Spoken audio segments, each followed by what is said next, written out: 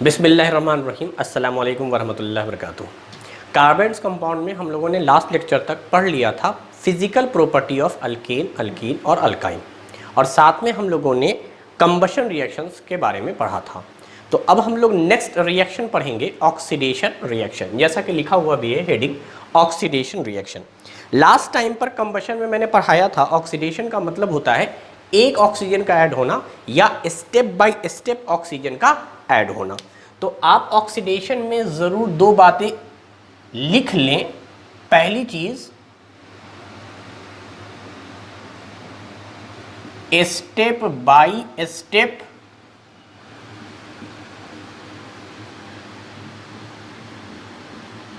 Addition of oxygen,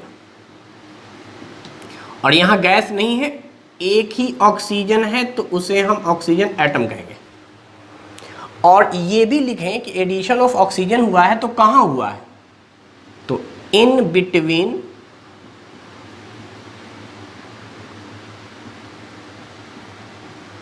carbon and hydrogen. पहली बात, carbon और हाइड्रोजन के बीच में ऑक्सीजन आकर इंसर्ट हो जाएगा एक तरह से। चूंकि ऑक्सीजन की वैलेंसी 2 होती है, उसे 2 बॉन्ड बनाना है, तो एक बॉन्ड बनाएगा वो हाइड्रोजन के साथ और दूसरा बॉन्ड बनाएगा वो कार्बन के साथ। पहली बात हो गई।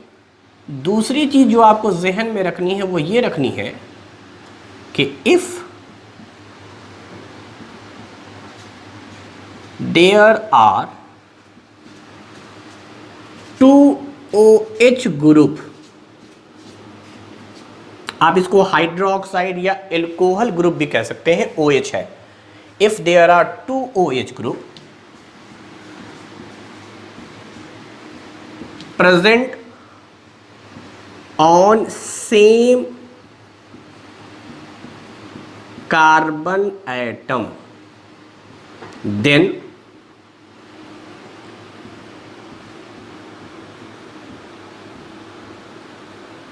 dehydration reaction occurs।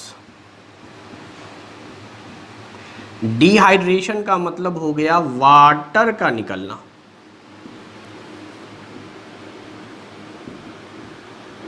तो आपको ऑक्सीडेशन में बस यही 2 बातें याद रखनी है। तो इस पे क्या होगा कि हम लोग अच्छा खासा मैकेनिज्म भी पढ़ पाएंगे।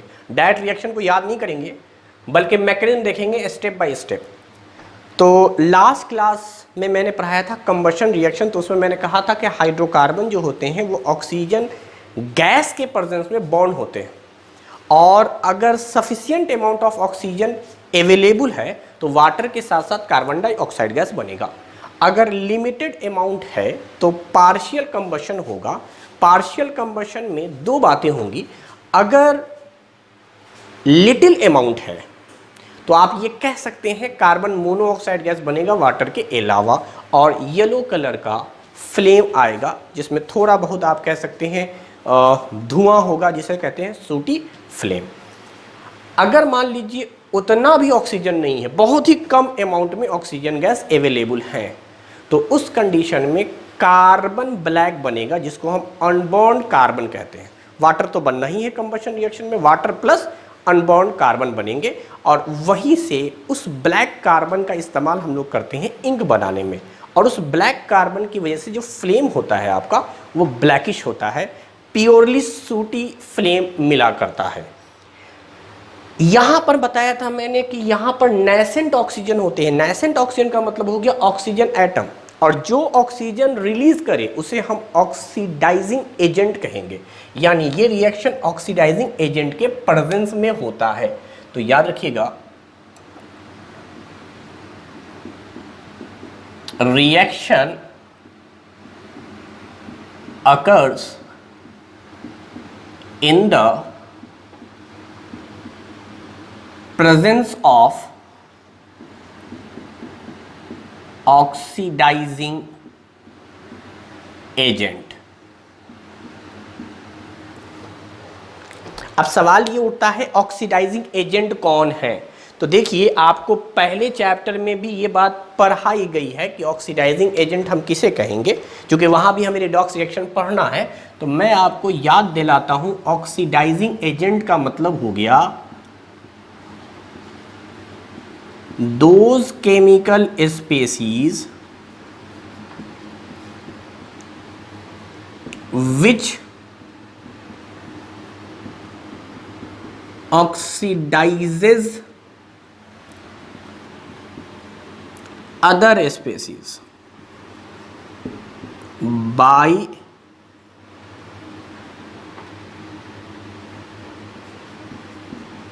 releasing oxygen or gaining hydrogen and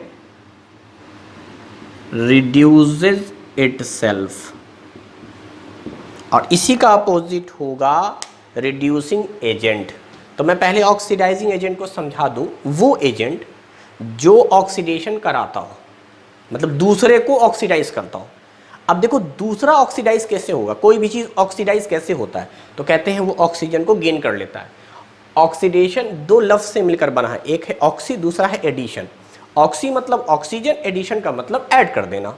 तो वो प्रोसेस जिसमें ऑक्सीजन ऐड हो जाए उस प्रोसेस को ऑक्सीडेशन कहते हैं हम लोग। और जो ऑक्सीजन रिलीज कर रहा है, अब मैं आपको एग्जांपल जब बताऊंगा तो बताऊंगा ये चीज़ कि हाइड्रोकार्बन है, अल्केन हो, अल्कीन हो, अल्काइन हो, उसके पास ऑक्सीजन तो नहीं है, उसके पास सिर्फ कार्बन और हाइड्रोजन है। तो कार्बन हाइड्रोजन को कोई दुनिया में एलिमेंट होंगे जो ऑक्सीजन देंगे, क्योंकि ऑक्सीजन गैस का इस्तेमाल हमें नहीं करना है कि एटमॉस्फेयर से ऑक्सीजन गैस ले लिया, अगर एटमॉस्फेयर से ऑक्सीजन गैस ले लेंगे तो कंबशन है। तो इसका मतलब ऑक्सीजन कहीं ना कहीं अवेलेबल है। जैसे कार्बन डाइऑक्साइड ही गैस मान लीजिए आप, या कार्बन मोनोऑक्साइड गैस मान लीजिए, उसमें ऑक्सीजन है। तो कार्बन मोनोऑक्साइड गैस ऑक्सीजन दे दे, कार्बन डाइऑक्साइड गैस ऑक्सीजन दे दे, वाटर ऑक्सीजन दे दे, इनमें ऑक्सीजन है। जिनमें ऑक्सीजन है वो दे सकता है।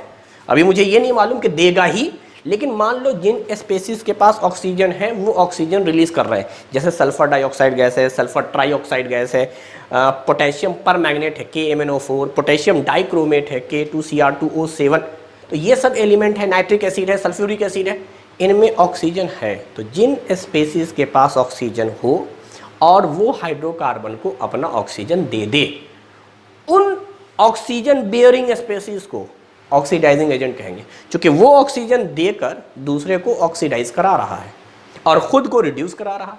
तो ऑक्सीडाइजिंग एजेंट खुद को रिड्यूस कराता है, दूसरे को ऑक्सीडाइज कराता है। ऑक्सीडाइज कराने के लिए वो या तो ऑक्सीजन देगा या हाइड्रोजन लेगा। चूंकि ऑक्सीडेशन की डिफिनेशन आपको पढ़ाई गई है फर्स्ट चैप्टर में, तो बताई गई है ऐसा प्रोसेस जिसमें ऑक्सीजन या तो ऐड हो या हाइड्रोजन रिलीज हो। तो हाइड्रोजन अगर रिलीज हो रहा है तो दूसरा एलिमेंट होना चाहिए जो उसको एक्सेप्ट करेगा। तो खैर बहरहाल यहाँ पर हमें ज़्यादा डिटेल में ऑक्सीडाइजिंग एजेंट और रिड्यूसिंग एजेंट के बारे में नहीं पढ़ना। यहाँ तो हमें फाइनली प्रोडक्ट देखना है कि अगर हाइड्रोकार्बन का हम ऑक्सीडेशन कराते हैं तो फाइनल प्रोडक्ट हमें क्या मिलता है। तो चलिए हम लोग नेक्स्ट स्टेप पे आते हैं। इतनी सारी बातों को ख्याल रखेंगे कि ऑक्सीजन आपको स्टेप बाय स्टेप जोड़ना है, और साथ में अगर दो OH एक ही कार्बन पर हो जाए तो वाटर रिलीज करा देना है। और जो step by step oxygen provide कर रहा है वो हमारा ऑक्सीडाइजिंग एजेंट है, जो हाइड्रोकार्बन को तो ऑक्सीडाइज कर रहा है लेकिन खुद को रिड्यूस कर रहा है।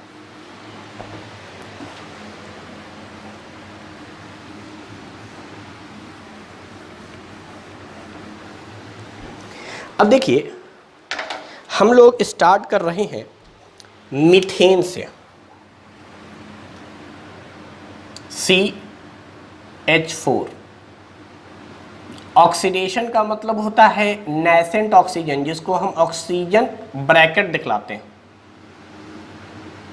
और जिसने भी रिलीज किया है वो ऑक्सीडाइजिंग एजेंट कहलाया है। यानी ये O जहां से भी आया है तो जो इसका सोर्स था वो ऑक्सीडाइजिंग एजेंट था।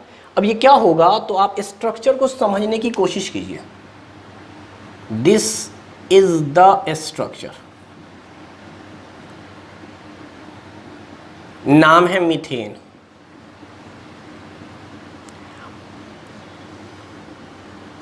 मैं अगर फैमिली का नाम लिखूं तो इट इज अल्केन।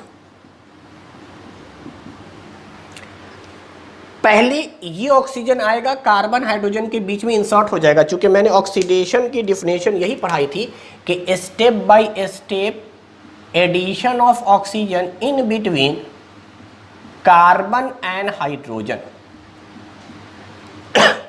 तो मान लो ये हाइड्रोजन यहां से हटा और बीच में आके ऑक्सीजन इंसर्ट हो गया, तो इसका नाम मिथेनॉल हो जाएगा। हम लोगों ने IUPAC नोमेनक्लेचर और कॉमन नोमेनक्लेचर पहले ही पढ़ रखा है। IUPAC में इसका नाम है मिथेनॉल, कॉमन में इसे कहते हैं मिथाइल एल्कोहल, और इन जनरल ये एल्कोहल फैमिली है। तो अल्केन ऑक्सीडाइज होकर एल्कोहल में कन्वर्ट हो जाता है। This is IUPAC and this is common nomenclature. Common name. तो methane is converted into methanol. बहुत सिंपल सा रिएक्शन है, कुछ नहीं हुआ, एक हाइड्रोजन हटा, बीच में ऑक्सीजन आकर, अब देखो सबकी वैलेंसी पूरी हो गई है। कार्बन की 4 वैलेंसी थी, हाइड्रोजन की 1 थी, ऑक्सीजन की 2 थी, सबकी वैलेंसी पूरी हो चुकी है, कोई ऐसी बात इसमें है नहीं। अब आगे सुनिए। अब मान लीजिए सेकेंड स्टेप पर अगर एक ही ऑक्सीजन देने वाला है तब तो रिएक्शन यहीं पे स्टॉप हो जाएगा, अल्केन से आपको एल्कोहल मिल जाएगा, रिएक्शन स्टॉप हो जाएगा। अगर कोई एक ही ऑक्सीजन रिलीज करने वाला है तो अब एक ऑक्सीजन रिलीज करने वाले कौन कौन एलिमेंट है उसको भी रहने देते हैं। आप फिलहाल सिर्फ समझो जिसके अंदर एक ही ऑक्सीजन होता हो, ऐसे एलिमेंट जिसमें एक ही ऑक्सीजन होता हो वो बेचारा एक ही ऑक्सीजन देगा। कम से कम इतनी बात तो क्लियर हो गई। तो अगर एक ही ऑक्सीजन मिला तो मिथेनॉल पर रिएक्शन स्टॉप, अगर अल्केन से शुरू हुआ है तो। अगर मान लो एल्कोहल ही में रिएक्शन कराना था, मान लो अभी एक ऑक्सीजन जोड़ना है, एल्कोहल से वो ऑक्सीजन जोड़ना था, अल्केन में नहीं जोड़ना था। अल्केन में जोड़ते तो एल्कोहल बनता। मान लो हमारे पास पहले से एल्कोहल मौजूद है या एल्कोहल दिया हुआ है, अब कह रहा है चलो भाई इसमें एक ऑक्सीजन जोड़ो। तो अब ज़रा बताओ इसमें ऑक्सीजन कहाँ पे जुड़ेगा? ये स्ट्रक्चर मैंने बना रखा है, इसमें ऑक्सीजन कहाँ जुड़ेगा? तो भाई यहाँ पे तो जुड़ नहीं सकता, क्योंकि कार्बन और ऑक्सीजन के बीच के बॉन्ड को थोड़ी तोड़ेगा, या ऑक्सीजन और हाइड्रोजन के बीच के बॉन्ड को थोड़ी तोड़ेगा। मैंने पहला पॉइंट क्या लिखवाया था कि ऑक्सीजन आता है कार्बन हाइड्रोजन के बीच में, तो कार्बन हाइड्रोजन के बीच में यहाँ 3 बॉन्ड है, ये चौथा बॉन्ड तो कार्बन और ऑक्सीजन के बीच में हो गया। तो अब यही रिमेनिंग 3 में से कोई एक टूटेगा। मान लेते हैं ऊपर वाला टूट गया,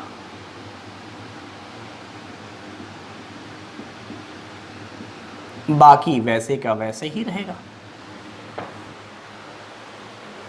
तो ये स्ट्रक्चर कुछ बनेगा।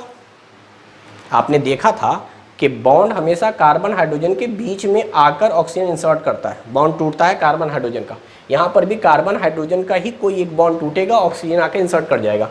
अब ज़रा देखो कि ये क्या स्टेबल स्ट्रक्चर है? कहेंगे नहीं। क्यों स्टेबल स्ट्रक्चर नहीं है? दूसरे पॉइंट पे आ जाओ। दूसरे पॉइंट में कहा था अगर एक ही कार्बन पे 2 OH ग्रुप हो तो वाटर निकल जाता है। वाटर निकलने का क्या तरीका है? वाटर निकलने का तरीका ये है कि यहाँ से OH निकलेगा और यहाँ से H निकलेगा।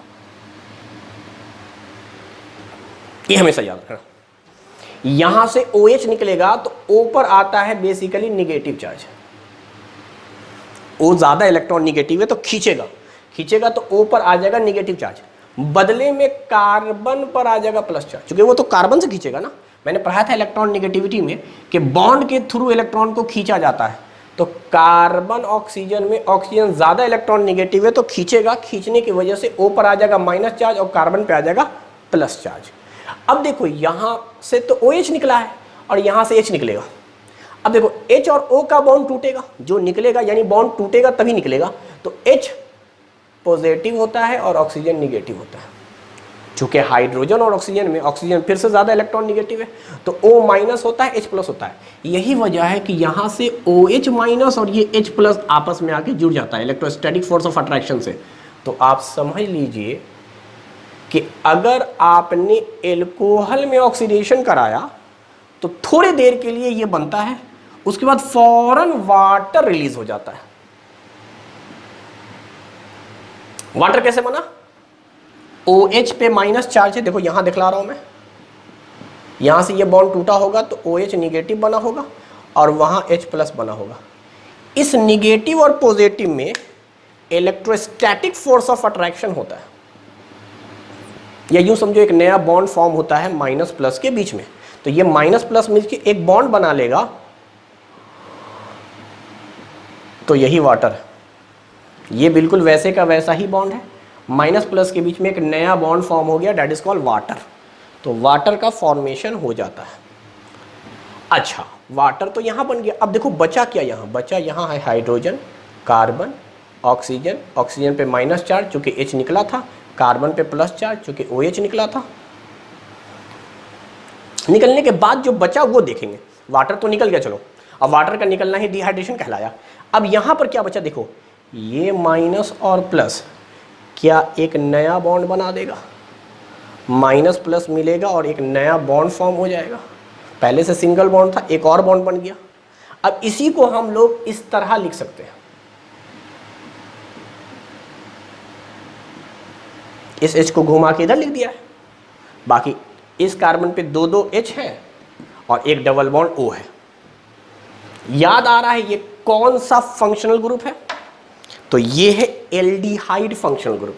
दिस इज एल्डिहाइड, और हाइड्रोजन लग गया तो अब इसका नाम हो जाएगा फॉर्मल्डिहाइड। ये कॉमन नाम लिख दिया मैंने, फॉर्मल्डिहाइड। बताया था फंक्शनल ग्रुप कार्बन से अगर हाइड्रोजन लगा रहता है तो उसका नाम फॉर्म होता है, या मिथेनल। IUPAC की बात करें, मीथेन के लिए बताया था फॉर्म, और इथेन के लिए बताया था एसिड, प्रोपेन के लिए बताया था प्रोपायन, और ब्यूटेन के लिए बताया था ब्यूट आयर।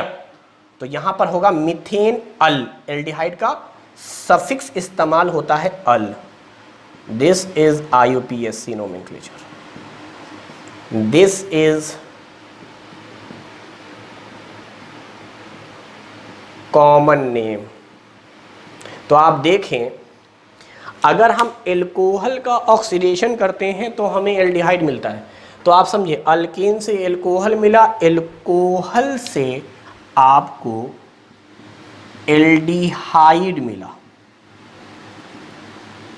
एल्डिहाइड।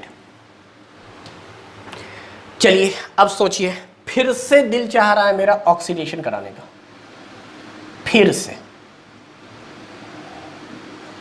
अब क्या होगा? तो देखो, इस कार्बन हाइड्रोजन के बीच में भी हम ऑक्सीजन इंसर्ट कर सकते थे, इस कार्बन और हाइड्रोजन के बीच में। यहां तो कर ही नहीं सकते, क्योंकि आपको जब भी इंसर्ट करना है तो इंसर्ट करना है कार्बन और हाइड्रोजन के बीच में। मान लो ये हाइड्रोजन हटाकर ऑक्सीजन ले आए, तो अब तो और आसान हो गया। जरा सोचो, क्या आप देख रहे हैं? तो आपको मिलेगा कि ये तो एक फंक्शनल ग्रुप है कार्बोक्सिलिक एसिड, HCOOH, इसी का नाम है फॉर्मिक एसिड। फॉर्मिक एसिड पढ़ाया गया था, स्टिंग ऑफ एंट में पाया जाता है। इसी को हम लोग कहते हैं methanoic acid. Methanoic acid, this is functional group हो गया carboxylic acid. Carboxylic acid,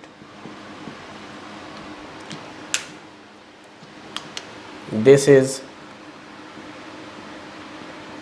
common name, this is IUPAC name. तो आप देखें, अल्केन से एल्कोहल मिल रहा है, एल्कोहल से आपको एल्डिहाइड मिल रहा है, और एल्डिहाइड से कार्बोक्सिलिक एसिड मिल रहा है। तो ये सारा रिएक्शन है। अब देखो होता क्या है, अगर मान लो सपोज करो कि हमारे पास अल्केन है, तो हमारे पास तीन ऑप्शन है। अगर एक ही ऑक्सीजन स्टेप, मतलब पहली स्टेप में खाली ऑक्सीजन आए, उसके बाद ऑक्सीजन आए ही ना, यानी जो ऑक्सीडाइजिंग एजेंट हमारा है वो बस एक ऑक्सीजन रिलीज करके रुक जाए, तब तो अल्केन एल्कोहल में बदल कर रुक जाएगा। लेकिन मान लो जो देने वाला ऑक्सीडाइजिंग एजेंट है वो दो ऑक्सीजन रिलीज करता है, एक करता है फिर पीछे से दूसरा कर देता है, तो थोड़ी देर के लिए एल्कोहल बनेगा पहले ऑक्सीजन की मदद से, फिर जो दूसरा ऑक्सीजन आ रहा है वो उसको सीधे एल्डिहाइड में ला कर रोक देगा। तो अल्केन से डायरेक्ट एल्डिहाइड बन जाएगा। Alkane is converted into aldehyde. फिर एल्कोहल पर रिएक्शन स्टॉप नहीं होगा। अगर अल्केन को दो ऑक्सीजन मिल गया स्टेप बाय स्टेप, तो अब सवाल उठा कि अगर अल्केन को 3 ऑक्सीजन मिल गए स्टेप बाय स्टेप, पहले एक ऑक्सीजन, फिर दूसरा ऑक्सीजन, फिर तीसरा, अगर आपको तीसरा ऑक्सीजन मिल गया तो पहले ऑक्सीजन पे वो एल्कोहल बनेगा, दूसरे ऑक्सीजन पर एल्डिहाइड और तीसरे पे वो कार्बोक्सिलिक एसिड बनेगा। तो ये ऑक्सीडाइजिंग एजेंट का कमाल है जो आपको हायर क्लास में पढ़ना है कि अल्केन में वो कौन सा ऑक्सीडाइजिंग एजेंट हम लाएं कि रिएक्शन एल्कोहल पे रुक जाए, वो कौन सा लाएं जिसमें एल्डिहाइड तक जाए, और कब ऐसा हो कि वो डायरेक्ट कार्बोक्सिलिक एसिड में कन्वर्ट हो जाए। तो अल्केन के साथ ये कह सकते हैं प्रोबेबिलिटी है इन 3 फंक्शनल ग्रुप के अंदर कन्वर्ट होने की। अब आते हैं एल्कोहल में, चूंकि हमें पढ़ना है फंक्शनल ग्रुप में एल्कोहल और खासतौर से इथेनॉल। तो एल्कोहल को अगर आप 1 ऑक्सीजन दीजिएगा तो वो एल्डिहाइड बनेगा, और अगर 2 ऑक्सीजन दे दीजिएगा तो वो कार्बोक्सिलिक एसिड में कन्वर्ट हो जाएगा। यानी एल्कोहल के पास प्रोबेबिलिटी 2 की है, जबकि एल्डिहाइड पे प्रोबेबिलिटी सिर्फ 1 की है। अगर आप इसको 1 ऑक्सीजन दीजिएगा ये कार्बोक्सिलिक एसिड में कन्वर्ट हो जाएगा। तो रिएक्शन हमें एल्डिहाइड का नहीं पढ़ना है, रिएक्शन हमें एल्डिहाइड का नहीं पढ़ना है। तो ये हमारे लिए अच्छा हो गया, वो तो समझाने के लिए मैंने आपको सारी बातें बता दी। लेकिन बेहतर क्या है कि अल्केन से एल्कोहल और एल्कोहल से कार्बोक्सिलिक एसिड कन्वर्ट करना सीखेंगे, या अल्केन से डायरेक्ट कार्बोक्सिलिक एसिड, एल्कोहल से डायरेक्ट कार्बोक्सिलिक एसिड। बीच में आपको एल्डिहाइड पढ़ना नहीं है, इसलिए इसे हम लोग अभी रहने देंगे। तो ये सारी बातें आपको समझ में आ गई होंगी, क्योंकि हमने आपको स्ट्रक्चर से और पहले ही बता दिया था ऑक्सीडेशन में स्टेप बाय स्टेप ऑक्सीजन को हम ऐड करते हैं, और वो जो oxygen step by step add कीजिएगा वो ज़रूर आप कार्बन और हाइड्रोजन के बीच में कीजिएगा। अब चलिए मैं बता दूं आपको कि यहाँ पर जनरली जो इस्तेमाल किया जाता है वो कॉपर किया जाता है। एक्चुअली कॉपर के ऑक्साइड होते हैं, आप कॉपर ले लीजिए, कॉपर, और साथ में हालांकि ये आपके लेवल का है नहीं अभी, टेम्परेचर 573 केल्विन, यानी अगर मैं आपको डिग्री सेल्सियस में बताऊं तो लगभग 300 डिग्री सेल्सियस के आसपास हो गया। चूँकि 273 केल्विन कहलाता है 0 डिग्री सेल्सियस, तो 573 यानी 273 में 300 ज़्यादा, तो 300 डिग्री सेल्सियस पे कॉपर, अगर अल्केन को कॉपर के प्रेजेंस में हीट किया जाए तो वो एल्कोहल में कन्वर्ट हो जाता है। अब देखो, पढ़ना भले नहीं है लेकिन मैं आपको बता देता हूँ, अगर एल्कोहल को एल्डिहाइड में बनाना है तो एक टर्म आता है जिसका नाम है PCC। आप बस जानो PCC का इस्तेमाल करते हैं, इससे कन्वर्ट हो जाता है एल्डिहाइड में। अब अगर आपको एल्डिहाइड को कार्बोक्सिलिक एसिड में कन्वर्ट करना है तो हमारे पास बहुत सारे रिएजेंट हैं, जैसे नाइट्रिक एसिड है, HNO3 को आप नाइट्रिक एसिड कहिए। मैंने कहा था कि एल्डिहाइड एक्चुअली हमें पढ़ना नहीं है, तो आप बस जानो अल्केन से एल्कोहल, और the most important is how to convert alcohol into carboxylic acid. तो एल्कोहल कार्बोक्सिलिक एसिड में कैसे कन्वर्ट होता है मैं वो बता रहा हूँ, तो आप याद रखिएगा, इसको ज़रूर नोट कर लीजिएगा। अल्कलाइन KMNO4, अल्कलाइन का मतलब बेसिक मीडियम में KMNO4 का इस्तेमाल करते हैं, या स्लैश करके लिख रहा हूँ मैं, एसिडिफाइड K2Cr2O7, ये सब स्ट्रॉन्ग ऑक्सीडाइजिंग एजेंट है। तो इसके पास ऑक्सीजन की कमी भी नहीं है, 4 ऑक्सीजन यहाँ दिख रहे हैं, यहाँ 7 ऑक्सीजन दिख रहे हैं। तो आप देखिए एल्कोहल के अंदर जब हम KMNO4 का या K2Cr2O7 का इस्तेमाल करते हैं, और मीडियम हम लोग KMNO4 के साथ बेसिक रखते हैं और K2Cr2O7 के साथ एसिड रखते हैं, तो आपको मैं नाम बता दूं, इसका नाम K स्टैंड फॉर पोटेशियम, और KMNO4 का नाम है परमैग्नेट, पोटेशियम परमैग्नेट। बेसिक मीडियम में चाहिए या अल्कलाइन मीडियम में चाहिए, अभी थोड़ा सा तरीका बता दूंगा आपको याद करने का ट्रिक। और ये है आपका पोटेशियम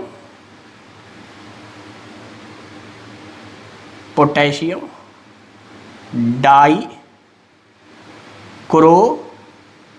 मेट। तो ये तो नाम आपको याद रखना होगा। K2Cr2O7 का नाम है पोटेशियम डाइक्रोमेट और इसका नाम है परमैंगनेट। पोटेशियम दोनों में है, के पोटेशियम परमैंगनेट, पोटेशियम डाइक्रोमेट, ये याद रखना होगा आपको।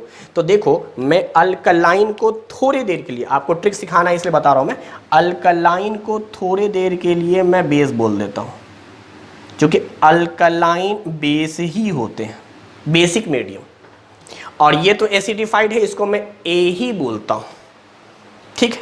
तो अब देखो यहाँ पर जो कोड बनता है वो बनता है, इस पोटेशियम को हम लोग कंसीडर नहीं करते क्योंकि दोनों में है। अब कंफ्यूजन ये है पोटेशियम के साथ परमैंगनेट लेना है या पोटेशियम के साथ डाइक्रोमेट लेना है। तो आपको याद रखना है blood pressure, BP, BP boiling point, blood pressure, जो याद करना है आप कर ले। तो बीपी का कॉन्सेप्ट है alcohol is converted into carboxylic acid. तो आपको पता चल गया बी फॉर बेस परमैंगनेट, यानी परमैंगनेट जब होगा तो आपको बेस या अल्कलाइन मीडियम का यूज करना होगा। तो अब जाहिर सी बात है अगर एक पता चल गया तो दूसरे के लिए आपको ट्रिक जानने की जरूरत नहीं है। तो यहां पर आप सीधे एसिडिक मीडियम में डाइक्रोमेट का इस्तेमाल करेंगे, क्योंकि मैं आपको दो ही पढ़ा रहा हूँ, KMnO4 और K2Cr2O7, और दोनों का काम एक ही है, एल्कोहल को दो दो ऑक्सीजन दे देता है या दो बार ऑक्सीडाइज करता है, पहली बार एल्डिहाइड, एल्डिहाइड के बाद कार्बोक्सिलिक एसिड। और अगर एल्डिहाइड पर रिएक्शन रोकना है PCC, तो ये था हमारा ऑक्सीडेशन रिएक्शन। तो एक और मैं आपको बता देता हूं, क्योंकि हमें एल्कोहल में मिथेनॉल या मिथाइल एल्कोहल नहीं ज़्यादा पढ़ना, ये पॉइजनस नेचर का होता है। तो हमें जो पढ़ना है वो पढ़ना है एल्कोहल में इथेनॉल, इथेनॉल, और उसी तरीके से कार्बोक्सिलिक एसिड में जो हमें पढ़ना है वो पढ़ना है acetic acid.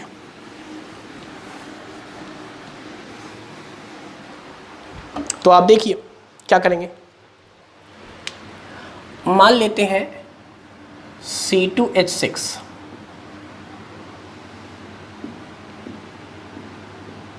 Step by step आपको बताना है प्रोडक्ट ए क्या होगा, फिर इसमें ऑक्सीडेशन कराया गया होगा, प्रोडक्ट बी बना होगा, फिर इसमें कराया गया है, प्रोडक्ट सी बना।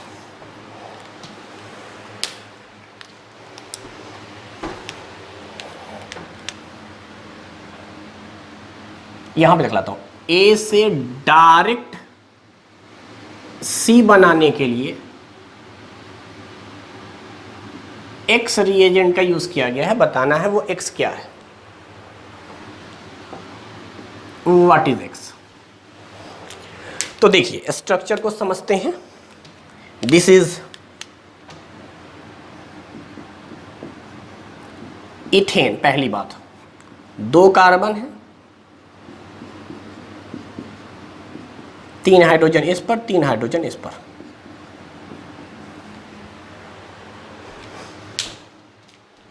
क्लियर। अब चलिए पहला ऑक्सीडेशन जो जनरली कॉपर और 573 के बीच में रिएक्शन होता है, तो हमें मालूम है क्या होता है, मैं स्ट्रक्चर समझाना चाह रहा हूं। तो अब देखो या तो ये बॉन्ड टूटेगा या ये या ये या ये, मतलब प्रोबेबिलिटी क्या है, इन तीनों में से कोई, इन तीनों में से कोई एक टूटेगा। तो मान लेते हैं, हमने ये मान लिया कि किनारे वाला एक टूट गया, कोई भी टूट सकता था, ये याद रखिएगा, कंफ्यूज नहीं होंगे कि यही क्यों टूटा है। मैं कह रहा हूं आप ये तोड़ लो, ये तोड़ लो, कोई एक ब्रेक कर लो अपने मन से, जो दिल चाहो, फर्क नहीं पड़ेगा, क्योंकि आपको मिलेगा इथेनॉल। अगर मैं फॉर्मूला लिखूं तो वी विल गेट C2H5OH या CH3CH2OH, इस कार्बन के साथ तीन हाइड्रोजन, इसके साथ दो हाइड्रोजन और OH। मतलब we will get first second, that is eth, सबके बीच में सिंगल बॉन्ड तो एन, एल्कोहल का सफिक्स ओल, कॉमन नाम इथाइल एल्कोहल। तो इथेनॉल या इथाइल एल्कोहल हमें मिल गया। ए का नाम है इथेनॉल या इथाइल एल्कोहल और स्ट्रक्चर है CH3CH2OH, सब जगह सिंगल सिंगल सिंगल बॉन्ड है। अब कह रहा है कि दोबारा से एक ऑक्सीजन ऐड किया गया है, तो तो अब आप बताइए, यहाँ पे थोड़ा सा कंफ्यूजन वाली बात है, इन दोनों में से किसी एक पर H हटा सकते हैं, इन तीनों में से किसी एक पर H हटा सकते हैं। तो मैं पहले इसको हटा के दिखला रहा हूँ, फिर इस पर भी आएंगे। तो ज़रा देखो, इन दोनों में से कोई एक अगर ब्रेक कर दिया,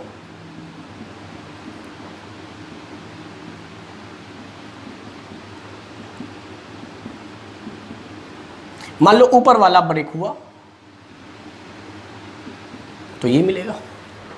यहां के बाद अगर मैंने इसी कार्बन पर, एक ही कार्बन पे दो दो OH दिखलाया, तो वही पढ़ाया था क्या होगा, वाटर निकलेगा। वाटर का मतलब OH, OH निकल गया और H निकल गया। तो वाटर जब रिलीज हो गया तो क्या ये एल्डिहाइड बन गया? This is aldehyde. डिहाइड्रेशन के बाद याद रखिएगा, एल्कोहल में जब भी होगा तो इसमें चूंकि पहले से OH मौजूद था और दोबारा O आएगा कार्बन और हाइड्रोजन के बीच में, यानी दोबारा OH आएगा। तो एक ही कार्बन पे अगर दो दो OH आते हैं एक ही कार्बन पर, तब तो यहाँ से वाटर निकल जाएगा। वाटर निकलने के बाद ये एल्डिहाइड बन जाएगा, जो कि ज़्यादा स्टेबल स्ट्रक्चर है, और इसका नाम हो जाएगा, दो कार्बन है तो इथेनॉल। एल्कोहल में ओल लगाते हैं, एल्डिहाइड में अल लगाते हैं। और वैसे ये तो अमिताभ बच्चन है, तो काउंटिंग यहाँ से 1 और 2, तो इथेन था ही, और दो कार्बन के लिए या इथेन के लिए एसिड वर्ड इस्तेमाल करते थे, और एल्डिहाइड का पूरा एल्डिहाइड। दिस इज एसिटेल्डिहाइड, ये कॉमन नेम है। फॉर्मूला अगर लिखना चाहते हैं बी का, तो CH3CHO। अब देखो, सवाल ये उठा कि इन दोनों में से कोई भी H अगर आप हटाते और O लगाते, तब तो यही बनता, क्योंकि इसी कारण पे पहले से OH था, इसी कारण पे दोबारा से आप HO लगा देंगे। लेकिन अगर मैं यहाँ से हटाता, ध्यान से देखो, तो क्या बनता?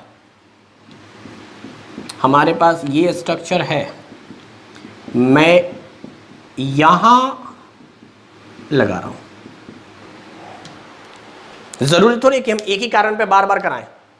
मान लो यहाँ तो पहली बार आप जिधर से चाहते वो बॉन्ड ब्रेक कर लेते, यही बनता।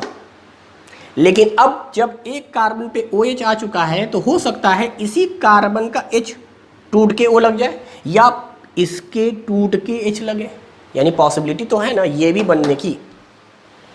तो ये बात हमेशा याद रखिएगा कि जब भी ऑक्सीडेशन हम लोग कराते हैं, तो एक कार्बन के जब तक सारे हाइड्रोजन ख़त्म नहीं हो जाएंगे, ऑक्सीजन दूसरी तरफ नहीं जाएगा। ये इंपॉर्टेंट बात थी।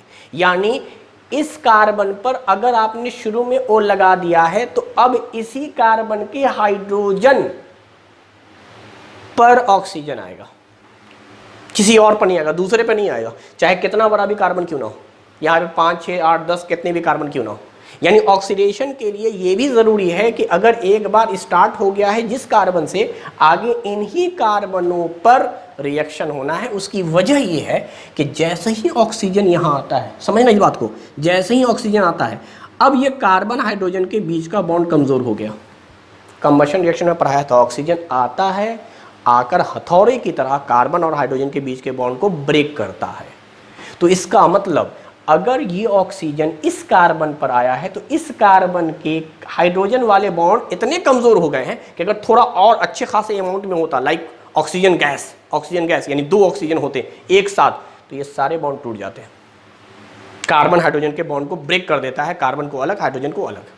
तो ये बात हमेशा याद रखिएगा कि ऑक्सीजन आकर कार्बन हाइड्रोजन के बॉन्ड को कमज़ोर करता है, कार्बन कार्बन के बॉन्ड को ब्रेक नहीं करता है, कार्बन कार्बन के बॉन्ड को ब्रेक नहीं करता है, उस कार्बन के हाइड्रोजन को ब्रेक नहीं करेगा जिस पर ऑक्सीजन है नहीं। इसीलिए ये बनने के चांसेस बहुत कम है। इसीलिए बार बार मैं बोल रहा हूं कि एल्कोहल का जब भी कभी हम ऑक्सीडेशन कराएंगे तो हमें एल्डिहाइड ही मिलेगा।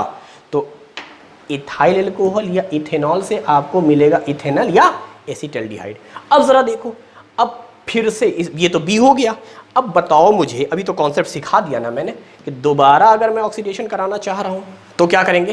तो इस कार्बन पर H है और इसी कार्बन पे ऑक्सीजन लगा हुआ है, तो ये ऑक्सीजन ने आकर इस बॉन्ड को कमजोर कर दिया है, जबकि ये ऑक्सीजन इस कार्बन से नहीं जुड़ा हुआ है, तो इस कार्बन के जो हाइड्रोजन है वो नहीं टूटेंगे, क्योंकि वो अभी भी उसी स्ट्रेंथ के हैं। लेकिन इस ऑक्सीजन के आ जाने की वजह से ये H कमज़ोर हो गया है। तो यहाँ तो काफ़ी आसान हो गया अब ऑक्सीजन आकर इंसर्ट कर जाएगा। तो फॉर्मूला क्या बन गया, CH3COOH, इसी को कहते हैं एसेटिक एसिड कॉमन नाम में। और अगर मैं IUPAC लिखूं तो ethanoic acid, ethanoic acid, ethanoic acid is IUPAC name. जहाँ जहाँ IUPAC है वो मैं घेर दे रहा हूँ, दिस इज IUPAC, बाकी खुद से लिख लीजिएगा, this is common. Ethanol is IUPAC। एक क्वेश्चन और है इसमें कि एल्कोहल में ऐसा क्या रिएजेंट मिलाएं ताकि एसिड बन जाए। तो एल्कोहल से डायरेक्ट एसिड के लिए अभी बताया था मैंने KMNO4 या K2CR2O7। अब ध्यान से देखो, KMNO4 इसका नाम है पोटेशियम परमैंगनेट। क्या नाम है, परमैंगनेट, यानी P मतलब AP मतलब अल्कलाइन, अल्कलाइन। या बताया था मैंने BP, AP बोलो BP बोलो, BP जनरली ज़्यादा अच्छा होता है।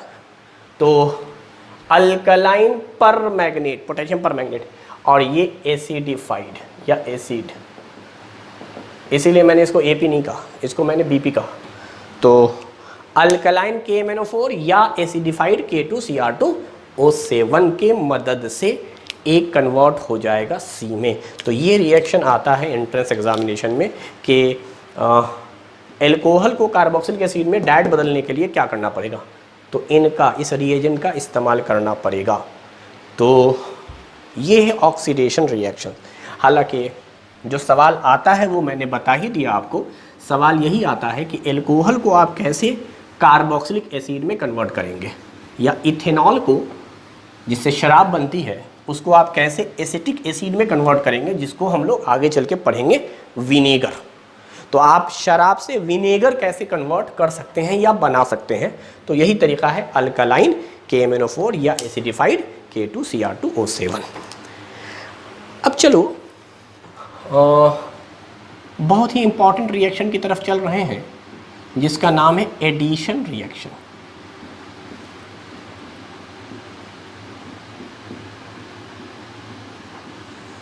हाइड्रोकार्बन में ये रिएक्शन बहुत इंपॉर्टेंट है, addition reaction.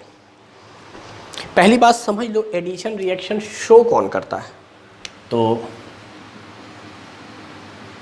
Shows only unsaturated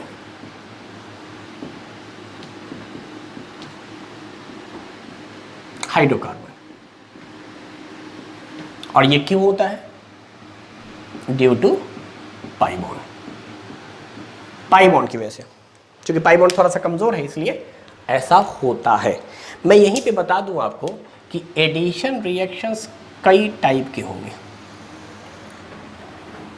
कई टाइप के, जिसमें हम लोगों को पढ़ना है हाइड्रोजिनेशन, हाइड्रोजिनेशन। दूसरी बात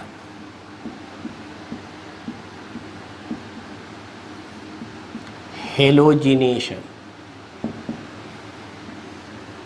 तीसरा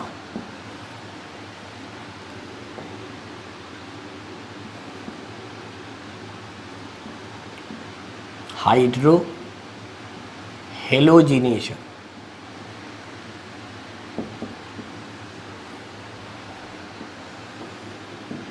चौथा रिएक्शन विथ वाटर, और पांचवा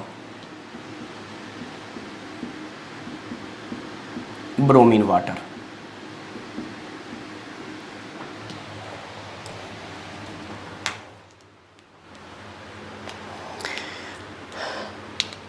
हाइड्रोजिनेशन को हम लोग रिडक्शन भी कहते हैं।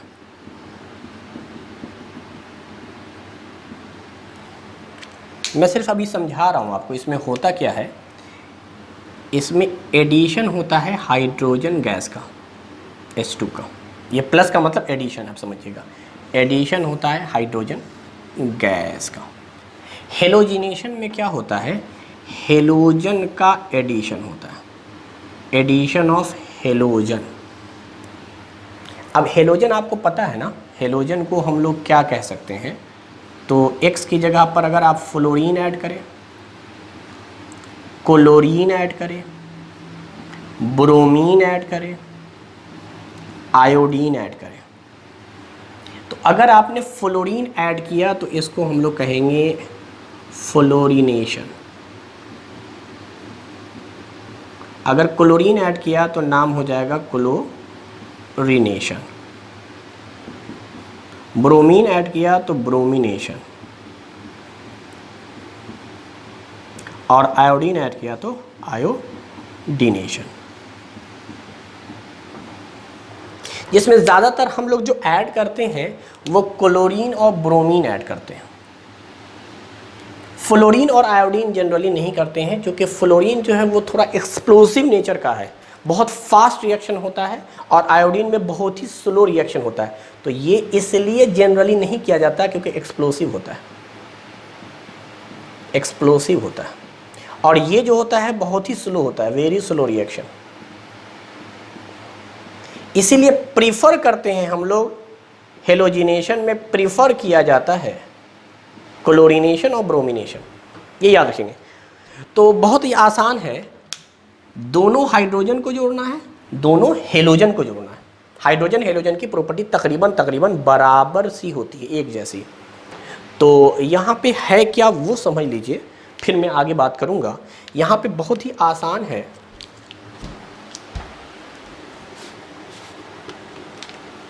जैसे यहाँ पे कहते हैं break pi bond and add hydrogen both side। वैसे यहाँ पे कहते हैं break pi bond and add halogen.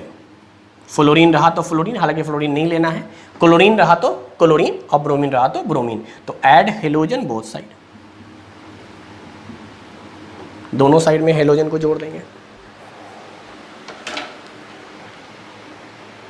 तो यहां तक तो काफी आसान है।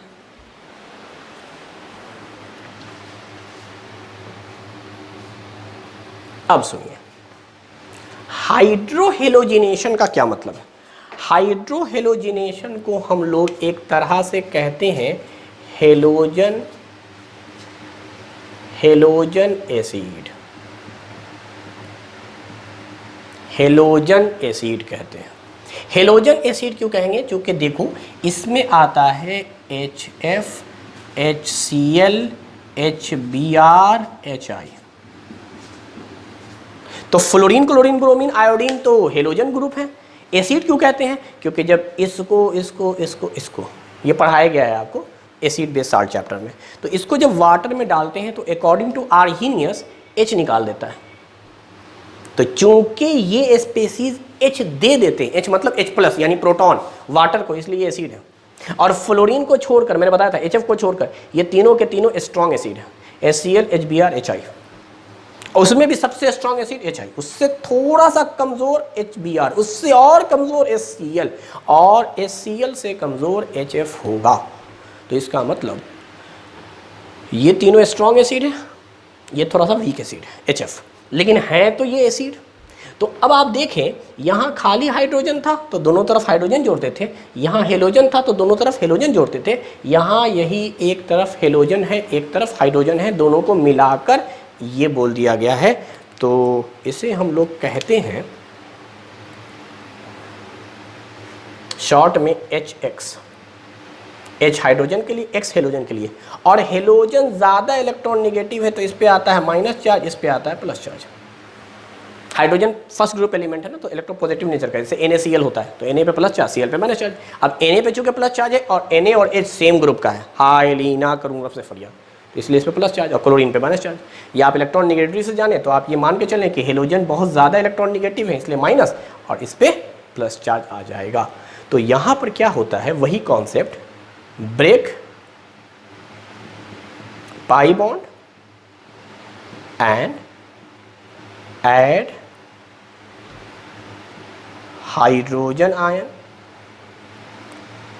at terminal position, ये मैं आगे बताऊंगा, and X minus in non terminal position.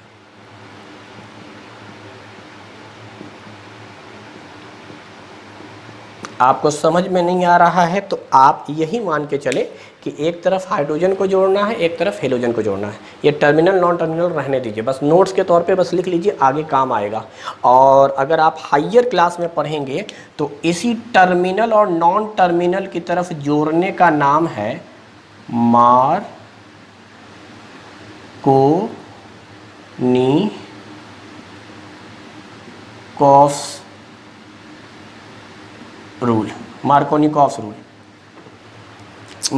Rule. तो आप ये मानकर चलें कि अभी हमें नहीं जानना कि मार्कोनिकॉफ रूल क्या है और ये टर्मिनल नॉन टर्मिनल क्या है। फिलहाल बस नोट्स के तौर पे लिख लो कि मार्कोनिकॉफ रूल कहते हैं इसी को कि H को जोड़ना है टर्मिनल की तरफ, टर्मिनल कहते हैं किनारे को, और H को जोड़ना है बीच में यानी नॉन टर्मिनल की तरफ। तो देख लेंगे हम लोग आगे चल के क्या होना है। फिलहाल आप बस इतना जानिए कि पाई बॉन्ड ब्रेक होगा, एक तरफ H एक तरफ X लगेगा, जैसे वहाँ हुआ था वैसे ही। वाटर का रिएक्शन जो होता है वो भी तकरीबन ऐसे ही है। H2O कहते ज़रूर H2O है, लेकिन इसको हम लोग पढ़ते हैं H plus OH minus. Neutral है, H plus acid OH minus base. यहाँ पर भी वही कॉन्सेप्ट लगेगा जो कॉन्सेप्ट यहाँ है, यानी कुल मिलाकर क्या है, break, pi bond and add H plus at terminal position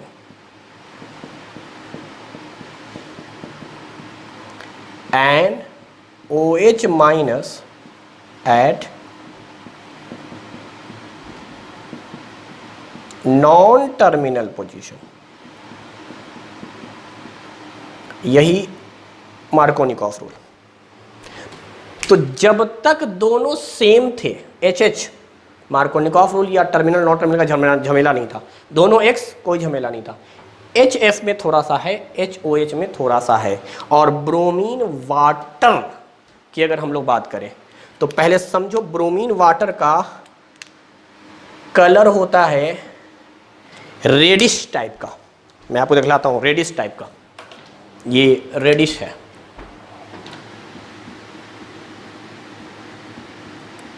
ठीक है, रेडिश कलर का होता है, लेकिन रिएक्शन से पहले इसके अंदर कलर होता है। यहां पर क्या होता है, break pi bond, add Br minus and OH minus at both side, यानी ब्रोमीन का आपको Br लेना है और वाटर का OH लेना है, H नहीं लेना। तो आपने पाई बॉन्ड को ब्रेक किया, एक तरफ ब्रोमीन लगाया एक तरफ OH लगाया, और जैसे ही आपने लगाया, आफ्टर रिएक्शन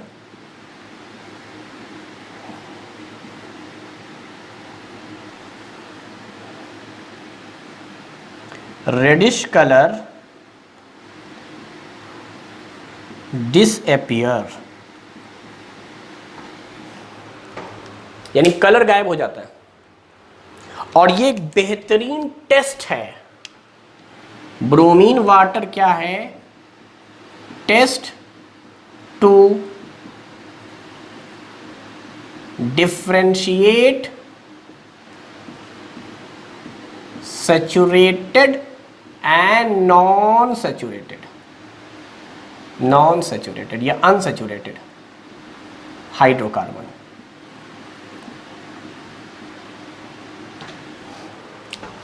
मतलब क्या है समझिए, हमें अगर अल्केन दिया हुआ है या अल्कीन दिया हुआ है और बोल रहा है अल्कीन और अल्कीन में फ़र्क बताओ, तो मैंने बताया था आपको फिजिकल प्रॉपर्टी, दोनों के दोनों कलरलेस है, दोनों के दोनों ओडरलेस हैं, दोनों की डेंसिटी वाटर से कम है, तो बड़ा मुश्किल है डिसाइड करना। और शुरू के जो 4 एलिमेंट है दोनों के दोनों गैस के हैं, गैसेस नेचर के हैं, तो बड़ा मुश्किल है देख कर पहचानना, क्योंकि उनका कोई कलर ही नहीं होता, उनके अंदर कोई स्मेल ही नहीं होता। तो आप कैसे पहचानेंगे? दोनों की डेंसिटी भी तकरीबन बराबर होती है और वाटर पे फ्लोट करते हैं, पानी में नहीं घुलते हैं, नॉन पोलर सॉल्वेंट में घुल जाते हैं, चूंकि नॉन पोलर नेचर के। तो फिजिकल स्टेट ऑलमोस्ट सेम थी, तो पहचानना बड़ा मुश्किल था। तो करते क्या है, आप डालते हैं bromine water, bromine water rat colour का हम एक वाटर ऐड करते हैं। अगर सॉल्यूशन में रेड कलर जाने के बाद डिसअपीयर हो गया तो आप कह दीजिए अल्कीन है, क्योंकि रिएक्शन करेगा अल्कीन से और अपना रंग बदल देगा। अगर हम अल्केन में डाल दें रेडिश कलर तो अल्केन के साथ कोई रिएक्शन नहीं होगा, क्योंकि अल्केन में पाई बॉन्ड नहीं है, पाई बॉन्ड नहीं है, और ये सिर्फ अनसैचुरेटेड करता है। तो नॉन सैचुरेटेड या अनसैचुरेटेड हाइड्रोकार्बन ही रिएक्शन करते हैं। तो ब्रोमीन वाटर अपना कलर खो देता है या डिसअपीयर कर लेता है आफ्टर रिएक्शन। तो इसलिए ब्रोमीन वाटर एक अच्छा कह सकते हैं रिएजेंट है जो डिफ्रेंशिएट करता है सैचुरेटेड और अनसैचुरेटेड हाइड्रोकार्बन के दरमियान। तो ये है एडिशन रिएक्शन की खासियत। तो जल्दी से हम लोग रिएक्शन पढ़ लेते हैं। रिएक्शन थोड़े आसान है, कैसे कैसे हो रहा है रिएक्शन।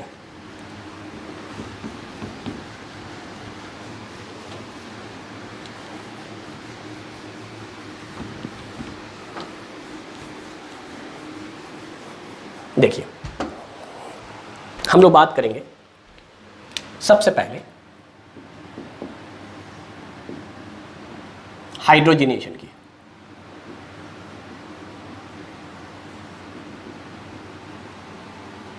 ऑक्सीडेशन का उल्टा है, क्योंकि ऑक्सीजन में ऑक्सीडेशन में ऑक्सीजन आके ऐड होता था, और यहां पे आपको क्या करना है, एडिशन ऑफ हाइड्रोजन गैस। और ये याद रखिएगा, ऑक्सीजन गैस भी होता है और ऑक्सीजन नेसेंट यानी एटम के फॉर्म में भी रहता है, लेकिन हाइड्रोजन कभी भी एटम के फॉर्म में नहीं रहेगा, हाइड्रोजन हमेशा H2 के फॉर्म में रहेगा। तो अब मैं बताता हूँ हाइड्रोजनेशन में क्या होता है। तो ये है हमारे पास अल्कीन, अनसैचुरेटेड हाइड्रोकार्बन, C2H4, नाम है इथीन या इथाइलीन। बताया था आइलीन जो है वो डबल बॉन्ड का कॉमन नाम है, जबकि IUPAC में इन कहते हैं। तो 2 कार्बन था इसलिए इथ, डबल बॉन्ड था इसलिए इन या आइलीन। तो अब बताओ मुझे, अगर हम हाइड्रोजन गैस का इस्तेमाल करें और यहाँ पे हम लोग लेते हैं प्लेटिनम या आयरन, डी ब्लॉक के एलिमेंट्स जनरली लेते हैं, या आप कह सकते हैं टाइटेनियम, निकेल, इस तरह से हम लोग लेते हैं, platinum, manganese, zinc, D block के एलिमेंट्स हैं। पीडी प्लेटिनम है, Fe आयरन है, Ti titanium, Ni nickel, Pt platinum, Mn manganese, Zn zinc. Generally लिया जाता है निकेल, प्लेटिनम, आयरन ज़्यादातर अमाउंट में।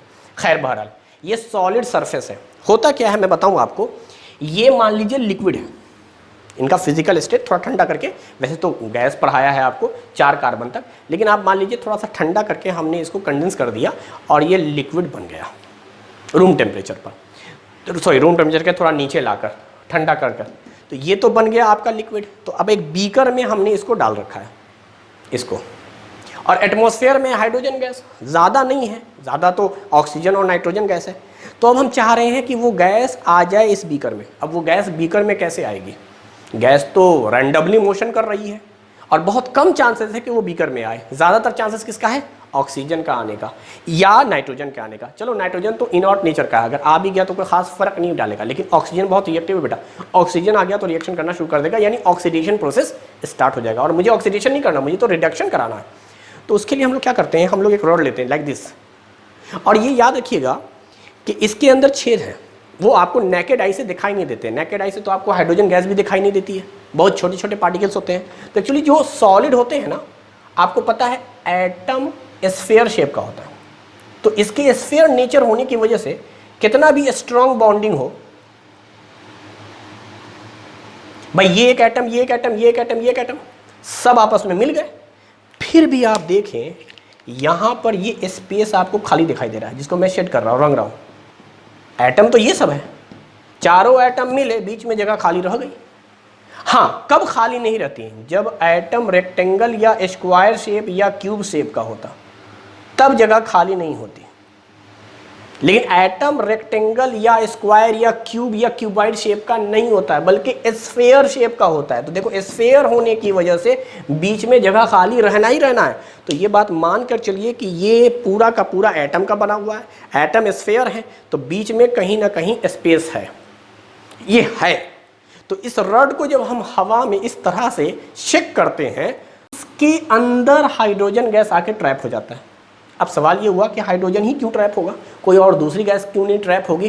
तो आप समझो, हाइड्रोजन सबसे स्मॉलेस्ट एटम है। साइज में पढ़ाया था मैंने, हाइड्रोजन का साइज सबसे छोटा है, हीलियम का साइज बड़ा है वंडरवाल रेडियस की वजह से। तो हाइड्रोजन का साइज क्या है? छोटा है। तो हम लोग जानबूझकर सेलेक्टिव एलिमेंट ले रहे हैं। हमने आयरन और कह सकते हैं प्लेटिनम इसलिए चुना है क्योंकि यही वो सॉलिड हैं जिसके पार्टिकल जब करीब आते हैं तो उनके दरमियान इतना ही स्पेस रहता है जिसमें हाइड्रोजन आ सकता है। मैंने सोडियम नहीं लिया, यहाँ देखो पोटेशियम नहीं लिया, मेटल तो वो भी हैं, उनमें भी स्ट्रॉन्ग बॉन्डिंग है, वो भी सॉलिड होते हैं। लेकिन हमने वो नहीं लिया क्योंकि उसके जो आप कह सकते हैं यहाँ बीच में वॉइड्स हैं, होल हैं, छेद हैं, उसमें हाइड्रोजन गैस ट्रैप नहीं हो पाता है। इसलिए सेलेक्टिव सॉलिड सरफेस लेना है। ये सॉलिड सरफेस इसलिए है कि ये हाइड्रोजन गैस को ट्रैप कर पाए। अब जब ट्रैप हो गया इसमें हाइड्रोजन गैस, तो इस रॉड को डालते हैं हम लोग बीकर में। अब वो बीकर में जाने के बाद जो लिक्विड है वो हाइड्रोजन गैस को खींचता है अपनी तरफ ड्यू टू पाई बॉन्ड। ये पाई बॉन्ड हाइड्रोजन को बुलाता है आओ, और हाइड्रोजन आकर इस पाई बॉन्ड को ब्रेक कर देता है। हाइड्रोजन आता है और इस पाई बॉन्ड को ब्रेक कर देता है। मैं जानबूझकर आपको शुरू में स्ट्रक्चर वैसे ही बना रहा हूं। अब देखो क्या होगा, ये पाई बॉन्ड ब्रेक होगा और ये जो हाइड्रोजन आया है ना, ये दोनों हाइड्रोजन आकर इधर उधर लग जाएंगे। इसी को कहा था मैंने, break the pi bond and add hydrogen both side. जिन दो कार्बनों से पाई बॉन्ड टूटेगा उन्हीं दोनों कार्बन पे हाइड्रोजन आकर लग जाएगा। तो ये था स्ट्रक्चर। अगर और डिटेल में बताऊं तो इसे कहते हैं सीन एडिशन, दोनों हाइड्रोजन सेम साइड से जाकर लगता है। लेकिन अभी डिटेल में उतना जानना आपको नहीं है, आप बस जानो कि पाई बॉन्ड टूटा और दो हाइड्रोजन जाकर लग गए। तो अगर मैं इसको अच्छे से दिख रहा हूं तो ये बन गया हमारे पास। और याद रखिएगा ये एक एक्सोथर्मिक प्रोसेस है। एडिशन रिएक्शन में हीट निकलती है, एक्सोथर्मिक प्रोसेस है। क्योंकि अल्कीन ज़्यादा रिएक्टिव है अल्कीन से, क्योंकि पाई बॉन्ड वीक है। तो आपको अभी तक मैंने दो रिएक्शन पढ़ाए, एक कंबशन वो भी एक्सोथर्मिक, दूसरा एडिशन वो भी एक्सोथर्मिक। तो इसमें हीट रिलीज होती है, हालांकि इस हीट का नाम हीट ऑफ हाइड्रोजिनेशन है। इस हीट को हीट ऑफ हाइड्रोजिनेशन कहेंगे, क्योंकि हाइड्रोजिनेशन रिएक्शन में हीट रिलीज हुई है। तो काफ़ी आसान था। अब चलिए मैं आपको सिर्फ समझाने के लिए जल्दी से बता देता हूँ। ये है हमारे पास कुछ स्ट्रक्चर्स, मान लो डबल बॉन्ड प्लस H2, क्या बनेगा? तो कहते हैं ये पाई बॉन्ड टूटेगा, दोनों हाइड्रोजन आके जुड़ जाएंगे। ये पाई बॉन्ड टूटेगा, दोनों हाइड्रोजन आके जुड़ जाएगा। तो इसका नाम क्या था? एक कार्बन, दो कार्बन, तीन कार्बन, चार कार्बन, पांच कार्बन, पेंट। दूसरे कार्बन पे डबल बॉन्ड, IUPAC नाम लिखो तो पेंटुइन। ये क्या बन गया? एक दो तीन चार पाँच, पेंटेन। तो आपने अल्कीन से अल्केन बना लिया। तो इस रिएक्शन में क्या हुआ? Addition of hydrogen, that is why this is a reduction reaction. और याद रखिएगा ये हाइड्रोजन ऐसे नहीं आया है, ज़रूर कोई सॉलिड सरफेस रहा होगा, प्लेटिनम, क्योंकि ये सॉलिड सरफेस हाइड्रोजन गैस को ट्रैप करके इस पाई बॉन्ड तक लाया होगा। तो इस तरीके से रिएक्शन होते हैं, इस तरीके से रिएक्शन होते हैं, यानी पाई बॉन्ड को तोड़कर कहीं भी हाइड्रोजन जोड़ दो, इधर भी हाइड्रोजन, इधर भी हाइड्रोजन आपको जोड़ देना है। चलो एक रिएक्शन और बताओ।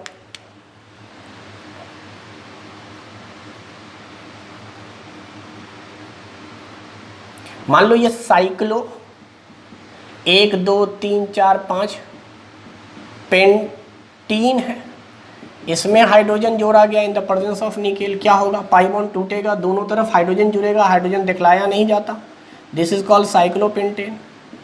बहुत ज़्यादा कीजिएगा, साथ में हीट दिखला दीजिएगा, यहाँ पर भी साथ में हीट दिखला दीजिए, हीट ऑफ हाइड्रोजनेशन। एक कार्बन, दो कार्बन, डबल बॉन्ड H2, एक कार्बन, डबल बॉन्ड, क्या करेंगे यहाँ पर भी, यानी ये पाई बॉन्ड तोड़ना है, हाइड्रोजन जोड़ देना है, साथ में हीट, पाई बॉन्ड तोड़ना है, हाइड्रोजन जोड़ देना है। यहाँ मान लो आयरन, 1 2 3 4, पाई बॉन्ड टूटा, जुड़ गया, 1 2 3 4, यहीं पे रिएक्शन हुआ, दो हाइड्रोजन आके जुड़ गए।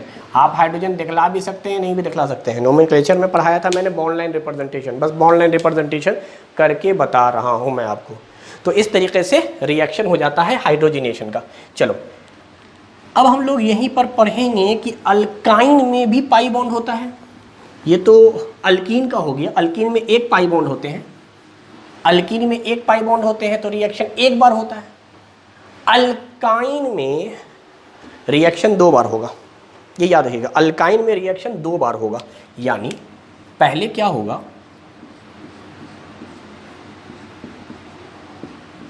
ये है इथ आइन, IUPAC में कॉमन नाम की बात करें acetylene, acetylene, formula C2H2, hydrogen in the presence of platinum. अच्छा, ये हाइड्रोजन कोई यूं ना समझा जाए कि एक ही पीस है, हाइड्रोजन बहुत सारे हैं, चूँकि बहुत सारे वॉइड्स हैं, छेद हैं जो आपको दिख रहे हैं, सब में हाइड्रोजन भरा हुआ है। तो होता क्या है कि मैं आपको स्टेप बाय स्टेप बताऊंगा। पहली बार एक पाई बॉन्ड टूटेगा, 3 बॉन्ड थे, एक सिग्मा 2 पाई, जो पाई था वो टूट गया, पाई 2 थे, कोई एक टूटा, एक टूटा और ये 2 हाइड्रोजन आकर जुड़ गए, 2 हाइड्रोजन आकर जुड़ गए। तो क्या ये इथीन बन गया या इथाइलिन, यानी C2H4। लेकिन ये रिएक्शन यहीं पर नहीं रुकेगा, क्योंकि हाइड्रोजन कोई सिर्फ और सिर्फ 2 ही एटम नहीं है, बल्कि ये रिएक्शन आगे तक प्रोसीड करेगा, फिर से ये पाई बॉन्ड टूटेगा।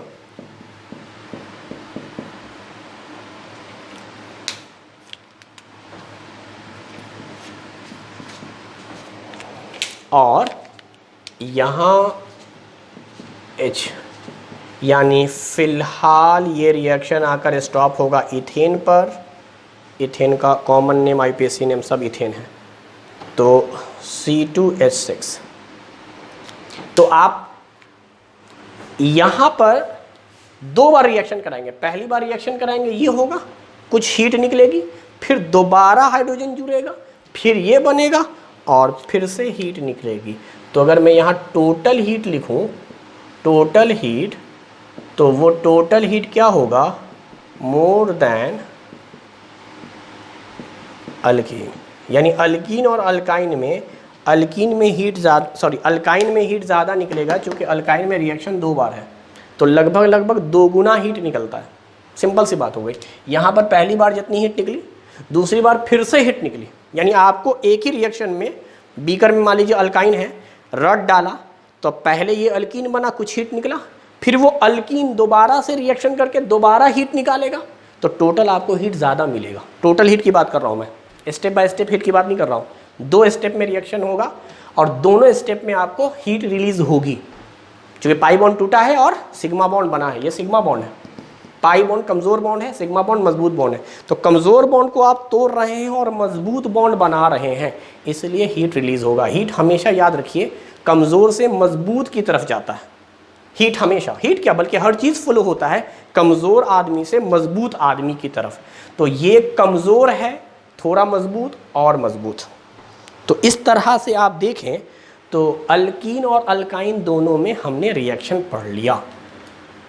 तो ये हमारा हाइड्रोजिनेशन है, जो मैंने कहा था काफ़ी आसान है, सिंपल सी बात है। आपको पाई बॉन्ड ब्रेक करके हाइड्रोजन जोड़ देना है, जब तक पाई बॉन्ड है तब तक आप हाइड्रोजन जोड़ते रहिए, जब तक है। तो इसी पर मैं एक दो क्वेश्चन दे दूं जल्दी जल्दी। जैसे this is a very famous compound called benzene. Benzene का हाइड्रोजनेशन कराओ और ये मान के करना है कि हाइड्रोजन एक्सेस में है, कोई एक दो पीस नहीं है। उस वक्त तक रिएक्शन करता रहेगा जब तक सारे पाई बॉन्ड ना टूट जाए।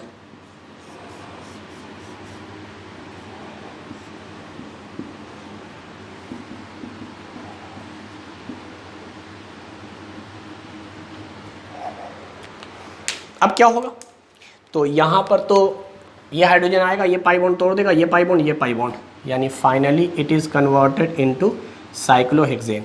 यहां पर भी 1 2 3 4 5 6 7 8, 1 2 3 4 5 6 7 8, सारे के सारे पाई बॉन्ड टूट गए। हाँ, ये ज़रूर पूछा जा सकता है कितनी बार हीट निकली है या कितनी बार रिएक्शन हुआ है। तो इसमें 1 बार 2 बार 3 बार 4 बार, 4 बार जितने पाई बॉन्ड है बस उनको गिन लो, क्योंकि रिएक्शन सिर्फ पाई बॉन्ड पे होना है। पहली बार ये पाई बॉन्ड टूटेगा 2 हाइड्रोजन, दूसरी बार ये पाई बॉन्ड टूटेगा 2 हाइड्रोजन, फिर तीसरी बार पाई बॉन्ड टूटेगा 2 हाइड्रोजन, फिर चौथी बार पाई बॉन्ड टूटेगा 2 हाइड्रोजन। यहाँ पर एक पाई बॉन्ड टूटेगा 2 हाइड्रोजन, एक पाई बॉन्ड टूटेगा 2 हाइड्रोजन, एक पाई बॉन्ड टूटेगा 2 हाइड्रोजन, टोटल 3 बार। तो जहाँ जहाँ भी पाई बॉन्ड है वो उनको ब्रेक करना है और हाइड्रोजन को जोड़ देना है। सिग्मा ब्रेक नहीं होगा, सिग्मा बॉन्ड हाइड्रोजन की ताकत नहीं है ब्रेक करने की, वो तो ऑक्सीजन की ताकत है, ऑक्सीजन आकर ब्रेक करता है। सिग्मा बॉन्ड को हाइड्रोजन ब्रेक नहीं कर सकता, क्योंकि हाइड्रोजन और ऑक्सीजन में ऑक्सीजन ज़्यादा इलेक्ट्रॉन निगेटिव है या ज़्यादा ताकतवर है, ज़्यादा रिएक्टिव है। तो यहाँ तक हो गया। चलिए एक बात और इसी से लगी, थोड़ी एडवांस लेवल की है, partial hydrogenation. Partial hydrogenation, partial hydrogenation क्या है वो समझो। Only shown by alkyne, not by alkene. Alkene नहीं करेगा, अल्काइन करेगा। ये बड़ी इंपॉर्टेंट बात है। हालांकि हाइड्रोजनेशन पाई बॉन्डेड स्पेसिस करते थे, लेकिन पार्शियल का मतलब हो गया डबल बॉन्डेड नहीं करेगा, ट्रिपल बॉन्डेड करेगा। जहां 2 पाई बॉन्ड है वही करेंगे, यानी अल्काइन खाली करते हैं। जो रिएक्शन खाली अल्काइन करे वही है पार्शियल हाइड्रोजनेशन, जो दोनों करे वो है आपका हाइड्रोजनेशन। और अल्केन तो करता ही नहीं है ना, पार्शियल करेगा, हाइड्रोजनेशन करता ही नहीं है, पार्शियल क्या कंप्लीट क्या कुछ नहीं। तो इसमें होता क्या है वो सुनो। इसमें असल में रिएजेंट का कमाल है बेटा। इसमें जो रिएजेंट हम लोग लेते हैं वो लेते हैं हाइड्रोजन गैस के साथ बेरियम सल्फेट BaSO4, या हाइड्रोजन गैस के साथ कैल्शियम कार्बोनेट, या हाइड्रोजन गैस के साथ क्यूनॉन, या हाइड्रोजन गैस के साथ सल्फर। सल्फर जनरली S8 के फॉर्म में लिखा जाता है। तो ये सब लिया जाता है। इसका काम क्या है, सिर्फ ट्रिपल बॉन्ड को अलाउ करता है ब्रेक करने के लिए। पाई बॉन्ड जैसे ही अल्कीन में आ जाता है ये ब्रेक नहीं करता। यानी इनकी बात कर रहा हूं मैं, only allow to react with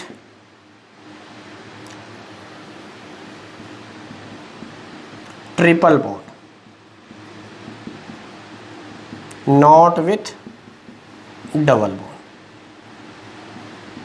सिर्फ ट्रिपल बॉन्ड के साथ होगा, डबल बॉन्ड के साथ रिएक्शन नहीं होगा, इसलिए इसको पार्शियल हाइड्रोजनेशन कहते हैं। चलो मैं समझाने के लिए बताता हूं।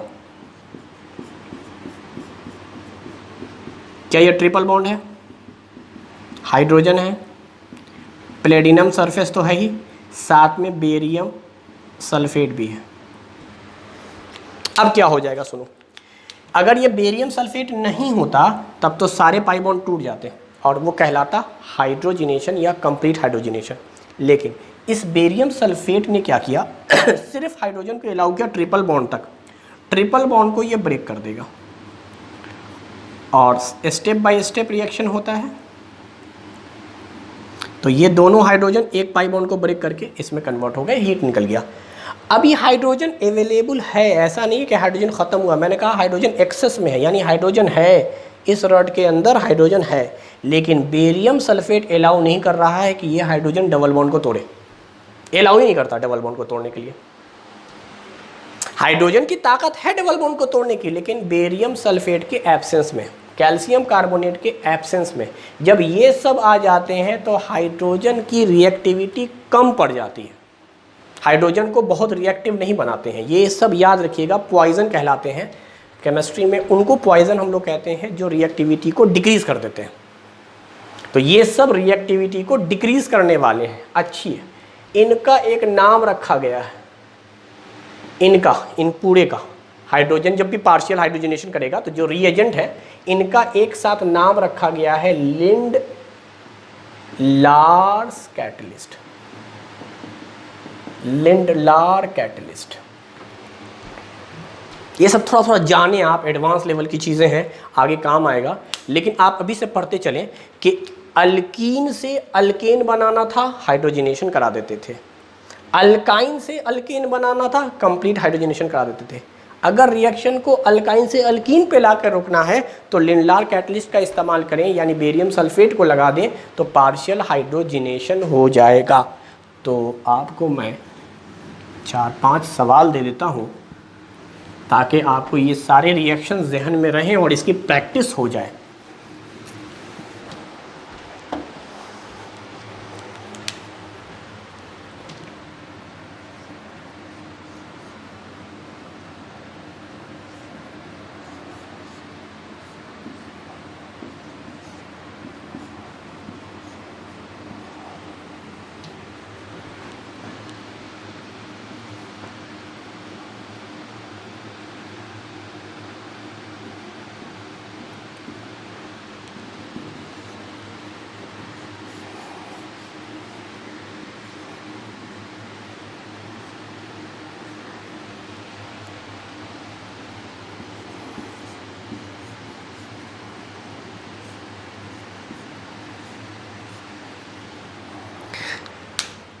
क्या करना है वो सुनिए। आपको इसमें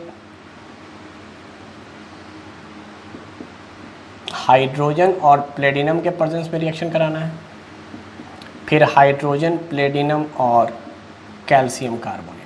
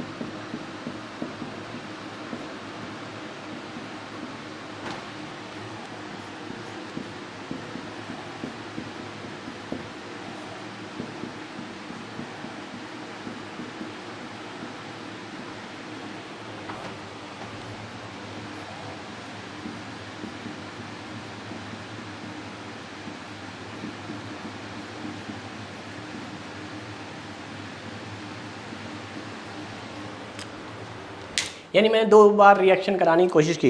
जरा सा प्रोडक्ट बताइए, क्या ये आपको साफ साफ दिख रहा है कि हाइड्रोजनेशन है? क्या ये पार्शियल हाइड्रोजनेशन है? कैल्शियम कार्बोनेट ने हाइड्रोजन की रिएक्टिविटी को कम कर दिया। अब ये हाइड्रोजन सिर्फ ट्रिपल बॉन्ड पे अटैक करेगा, यहाँ ट्रिपल बॉन्ड नहीं है, मतलब रिएक्शन नहीं होगा। रिएक्शन नहीं होने का क्या मतलब? यही प्रोडक्ट रहेगा, यानी प्रोडक्ट में कोई चेंजेस नहीं आएगा। अगर प्रोडक्ट में चेंजेस नहीं आता है, रिएक्टेंट जैसा ही होता है, तो हम लोग कहते हैं नो रिएक्शन। तो रिएक्शन नहीं होगा और फाइनली बीकर में आपको यही नज़र आएगा, मतलब नो रिएक्शन, और यहाँ अल्केन में कन्वर्ट हो जाएगा। चलो यहाँ देखते हैं, यहाँ पर ट्रिपल बॉन्ड है, पहले ये कन्वर्ट हुआ होगा डबल बॉन्ड में, फिर फाइनली ये कन्वर्ट हो गया होगा सिंगल बॉन्ड में। This is your final product, यानी 1 2 3 4 5 पेंटाइन था 2, 1 इधर से काउंटिंग हो 1 2, पेंट 2 आइन था, पेंटेन में कन्वर्ट हो गया। यहां पर आओ, ये सिर्फ ट्रिपल को अलाउ करेगा, ट्रिपल को अलाउ करेगा मतलब ये प्रोडक्ट बनेगा। यहां दिखलाने के लिए मैंने 2 स्टेप दिखलाया है, इसमें सिर्फ एक ही स्टेप पर होगा, क्योंकि ये ट्रिपल बॉन्ड को तो अलाउ करेगा, यानी पहली बार तो रिएक्शन हो जाएगा, एक पाई बॉन्ड टूट जाएगा, ये बन जाएगा, लेकिन अब ये डबल को अलाउ नहीं करेगा, बस डबल पे रिएक्शन आकर रुक जाएगा। चलो बेंजीन, इसमें मालूम है तुमको अल्टरनेट डबल बॉन्ड होता है, वो सारे के सारे डबल बॉन्ड ब्रेक हो जाएंगे, क्योंकि यहाँ पर पार्शियल नहीं है, कंप्लीट है, बट यहाँ पर पार्शियल है, तो एक भी डबल बॉन्ड ब्रेक नहीं होगा, मतलब no reaction. No reaction means final product is benzene, benzene का बेंजीन रहेगा। यहाँ पे आओ, इसका नाम बेंजाइन है। अगर एक जगह ट्रिपल बॉन्ड हो जाए तो बेंजाइन। यहाँ पर क्या होगा मैं डायरेक्ट बता देता हूँ, सारे के सारे पाई बॉन्ड टूट जाएंगे, जितने थे सब टूट जाएंगे। यहाँ पर क्या होगा, सिर्फ ट्रिपल टूटेगा, यानी दिस इज बेंजीन, एक ट्रिपल बॉन्ड टूट जाएगा। यहाँ पर क्या होगा, सारे के सारे पाई बॉन्ड टूट जाएंगे, 1 2 3 4 5 6 7, 1 2 3 4 5 6 7। यहाँ पर क्या होगा, कोई रिएक्शन नहीं, क्योंकि पार्शियल है। यहाँ पर क्या होगा, सब टूट जाएगा, 1 2 3 4 5 6 7, 1 2 3 4 5 6 7, 1 2 3 4 5 6 7। यहाँ पर क्या होगा, ज़रा ध्यान से, 1 2 3 4 5 6 7, सिर्फ ये टूटेगा, यानी दूसरे पे पाई बॉन्ड वैसे ही रहेगा, फिर यहाँ पर पाई बॉन्ड, फिर ये पाई बॉन्ड। देखिए आप, क्लियर? तो इस तरह से हम लोगों ने पार्शियल हाइड्रोजिनेशन देख लिया। तो आज हम लोग इसको यहीं पे रोकते हैं। अब इस लेक्चर को हम लोग कंटिन्यू करेंगे, जो बाकी एडिशन रिएक्शंस है, जिसमें हेलोजिनेशन है और एसिड का और वाटर का और ब्रोमीन वाटर का रिएक्शन है, उसे हम लोग नेक्स्ट क्लास में देखेंगे।